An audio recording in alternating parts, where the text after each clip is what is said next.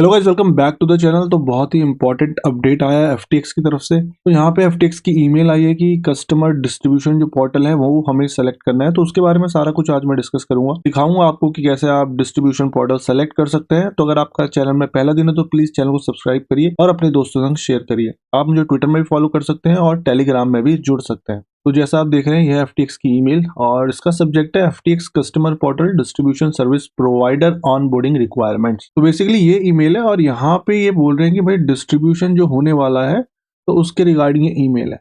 तो मैं second paragraph directly पढ़ लेता हूँ यहाँ पे। और देखिए सेकंड पैराग्राफ बोल रहा है, on December 16 the FTX debtors announce BitGo and Kraken as the official distribution service provider to assist in distribution to customers in supported jurisdiction. तो यहाँ पे बिटगो एंड क्रैकन को इन्होंने सेलेक्ट कर लिया है डिस्ट्रीब्यूशन पार्टनर। जितना भी ये हमको पैसा देने वाला है ये इन दोनों एक्सचेंज के थ्रू देने वाले हैं और अभी ये दो ही एक्सचेंज सेलेक्ट हुए हैं। अगर कोई नया एक्सचेंज आएगा तो मैं आपको चैनल में बता दूंगा। और देखो आगे लिखा है additional distribution service provider may be announce in the future. तो अगला अगर कोई डिस्ट्रीब्यूशन प्रोवाइडर आएगा तो ये लोग हमें बता देंगे। और यहाँ पे बोल रहे हैं please proceed to the FTX customer portal और पोर्टल का लिंक दे दिया है and use step 8 to select your distribution service provider to follow the steps. तो हमें स्टेप 8 फॉलो करना है। टोटल 9 स्टेप्स ही हैं, उसमें से ये ऑलमोस्ट सेकंड लास्ट स्टेप आ चुका है। और ये बोल रहा है certain onboarding information is required to be provided in order for distribution to be made. तो कुछ ऑनबोर्डिंग इन्फॉर्मेशन हमें प्रोवाइड करनी पड़ेगी, मे बी केवाईसी करना पड़ेगा अगर बिटगो एक्स और क्रैकर एक्सचेंज में नहीं है तो वो सारा कुछ हम देख लेंगे वीडियो में। और उसके बाद लिखा है this information is required for all customers. Customers may not receive a distribution unless and until the information is provided. तो आपको डिस्ट्रीब्यूशन नहीं मिलेगा अगर आप ये इन्फॉर्मेशन कंप्लीट नहीं करेंगे या आप सेलेक्ट नहीं करेंगे कोई भी डिस्ट्रीब्यूशन प्रोवाइडर। और देखो लिखा भी है and delay in completing the onboarding process could jeopardise customers ability to receive any distribution in a timely manner or at all. तो अगर आपने ऑनबोर्डिंग प्रोसेस नहीं की तो ऐसा भी हो सकता है कि आपको टाइमली मैनर में डिस्ट्रीब्यूशन ना मिले या मिले ही नहीं। तो भाई टाइम से कंप्लीट करना है इसको। और देखो लिखा है following the effective date of the plan which is targeted to occur on January 3rd। तो जनवरी 3 से पहले भाई हमें ये सारा कुछ ऑनबोर्डिंग करना है और कुछ ही दिन रह गए हैं। 22 तारीख है आज, तो थोड़े ही दिन रह गए, तो हमें ये फटाफट से कंप्लीट कर लेना है। फिर ये बोलता है please disregard this email if you have already completed. तो अगर आपने ऑलरेडी कंप्लीट कर दिया तो भाई इसको डिसरिगार्ड कर दो। तो फटाफट से मैं आपको दिखा देता हूँ कि स्टेप 8 क्या है और उसको कैसे करना है हमें। तो देखिए अगर आप claims.ftx में जाएंगे तो आपको ये सारे स्टेप्स दिख जाएंगे। तो मैं थोड़ा नीचे करके दिखा देता हूँ। तो पहला स्टेप है लॉगिन वाला वेरिफिकेशन, फिर third fourth fifth six seventh eighth ninth. तो हमने ऑलमोस्ट 7 स्टेप्स ऑलरेडी कर चुके हैं। पिछली बार वाले जो वीडियो बनाया था मैंने टैक्स रिक्वायरमेंट के ऊपर, तो वहां तक हम कर चुके हैं। अब जो हमारा 8th वाला है सेलेक्ट डिस्ट्रीब्यूशन सर्विस प्रोवाइडर, ये ऑलरेडी ऑन हो चुका है। और फिर जो फाइनल है स्टेप 9, तो वहां पे हमारा लिखा है view your schedule distribution amount. ठीक है, बट अभी हमें करना है 8th स्टेप।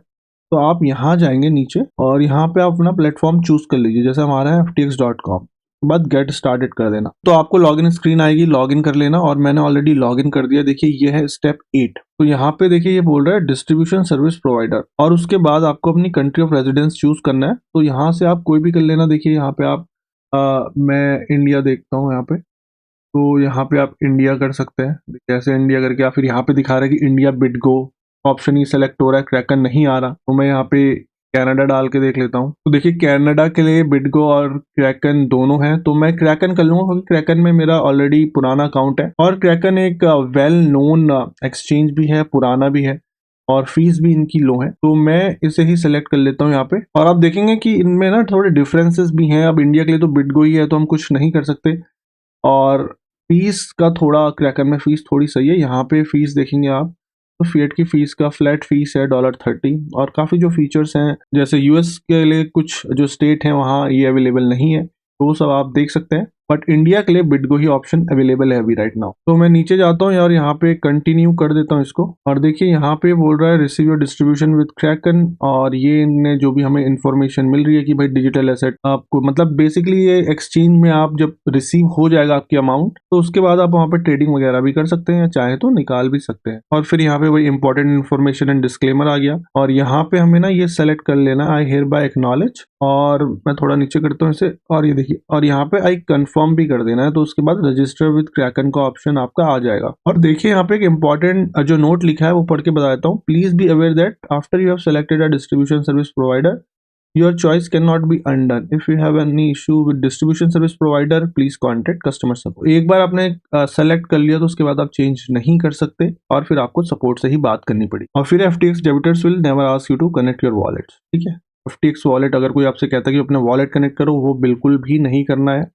आपको पता ही है स्पैम है, फिशिंग अटैक होते हैं, तो वो कुछ नहीं करना। ऑफिशियल जो इनका क्लेम पोर्टल है वहीं से जाना है और फिर मैं यहाँ पे रजिस्टर विद क्रैकन का बटन क्लिक कर देता हूँ। तो देखिए यहाँ पे क्रैकन की अकाउंट मिलेगी मुझे और ये बोला लिंक योर अकाउंट। तो सेम प्रोसेस रहेगा बिटगो के संग भी, तो आप सेम ही फॉलो कर सकते हैं। और ये बोल रहा है in order to link your account you have to either create a new Kraken account or sign in to your existing Kraken account. तो आप नया भी बना सकते हैं, एग्जिस्टिंग भी कर सकते हैं। मेरे पास ऑलरेडी है एक अकाउंट, तो मैं वही लिंक कर दूंगा।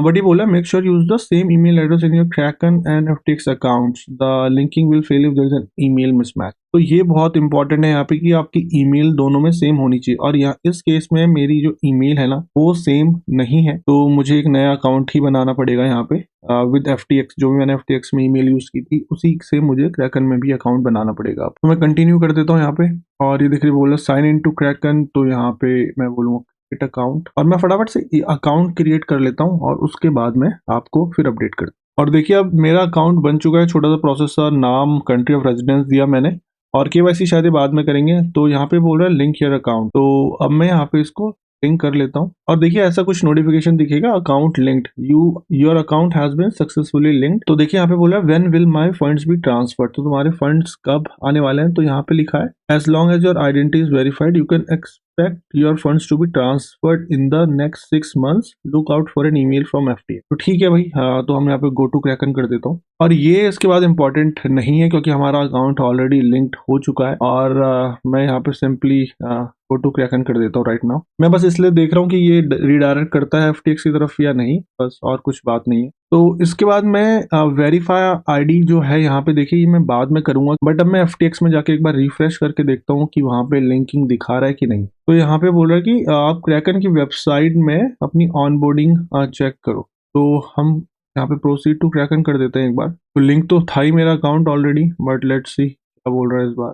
अकाउंट ऑलरेडी लिंक बोल रहा है, तो ठीक है, हमारा अकाउंट ऑलरेडी लिंक्ड है। और मेन चीज यहाँ पे जो है वो आपको देखिए, यहाँ पे मुझे वेरिफिकेशन करना पड़ेगा अपनी ID का, जो भी मैंने सेम टैक्स इन्फॉर्मेशन यूज करी थी जब मैं FTX का जो टैक्स रिक्वायरमेंट्स थी वो भर रहा था, वो भी मैं यहाँ पे करूंगा, तो सेम है। और उसके बाद जो हमें ईमेल्स आएंगी वो सारी ईमेल्स हमें FTX की तरफ से आएंगी, वेरिफिकेशन होगा, तो कुछ भी अगर उसका अपडेट होगा तो मैं आपको बता दूंगा। तो मैं एक बार ईमेल चेक कर लेता हूँ कि क्रैकन से कोई ईमेल आई है कि नहीं। तो देखिए मेरे पास ना ईमेल आई है कि your account is now active, unlock your account features by verifying your identity.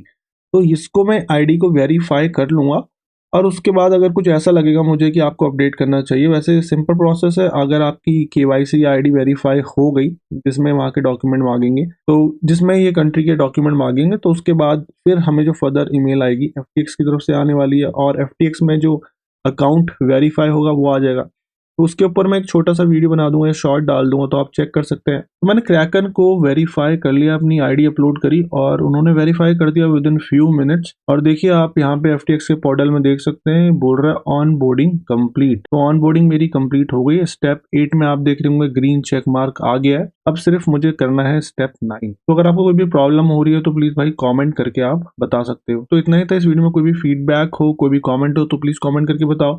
अगर आपका चैनल में पहला दिन है और ऐसी इंटरेस्टिंग इन्फॉर्मेटिव वीडियोस देखने हैं तो चैनल को सब्सक्राइब करो। मैं आपसे मिलूंगा अगले किसी interesting informative video. Till then invest safely and invest wisely.